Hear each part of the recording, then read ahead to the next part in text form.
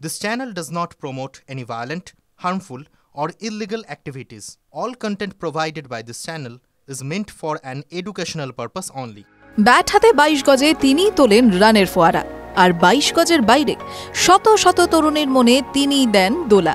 তরুণ ভারতীয় ক্রিকেটার শুভমান গিল প্রায়শই থাকেন আলোচনায়। কখনো চলে তার অসাধারণ ইনিংস নিয়ে আলোচনা, কখনো গুঞ্জন শোনা যায় তার প্রেম জীবন নিয়ে। প্রেমের জোয়ারে সত্যিই ভাসছেন শুভমান। মাঝে মাঝেই ভারতীয় ক্রিকেটের প্রিন্সের লাভ লাইফ নিয়ে হয় আলোচনা। বেশ কয়েকজনের নামও জড়িয়েছে গুজরাট টাইটান্সের অধিনায়কের সঙ্গে। এবার শুভমান নিজেই জানালেন তার জীবনে প্রেম আছে কিনা। কিংবদন্তি সচিন তেন্ডুলকরের মেয়ে সারা তেন্ডুলকর এবং বলিউড তারকা সৈফ আলী খানের মেয়ে সারা আলী খানের সঙ্গে মাঝে মাঝেই জুড়েছে গিলের নাম।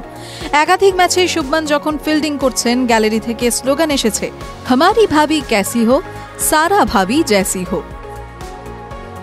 লন্ডনে একই রেস্তোরাঁয় একই জায়গা থেকে সারা ও গিল নিজের সোশ্যাল মিডিয়া অ্যাকাউন্টে ছবি শেয়ার করেছিলেন।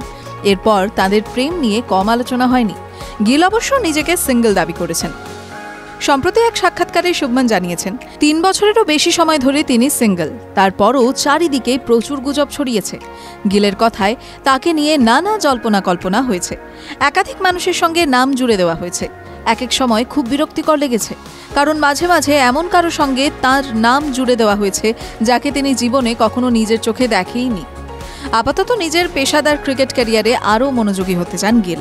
সেই সঙ্গে জানান তার জীবনে এখন অন্য কারো সঙ্গে থাকার কোনো জায়গা নেই, কারণ বছরের 300টা দিন তারা কোথাও না কোথাও ভ্রমণ করেন।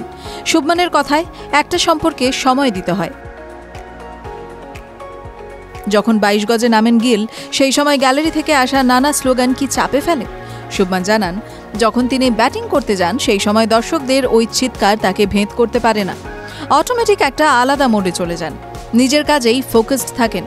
তখন মাথায় ঘুরতে থাকে যে কোন বোলার বল করছে, কত রান তুলতে হবে, কি করতে হবে, কোন গ্যাপে শট মারতে হবে, পরের ডেলিভারিতে কি করতে হবে। ফলে ব্যাটিং করার সময় গ্যালারিতে থাকা দর্শকদের কথা সেভাবে মাথায় ঢোকে না, জানিয়েছেন গিল।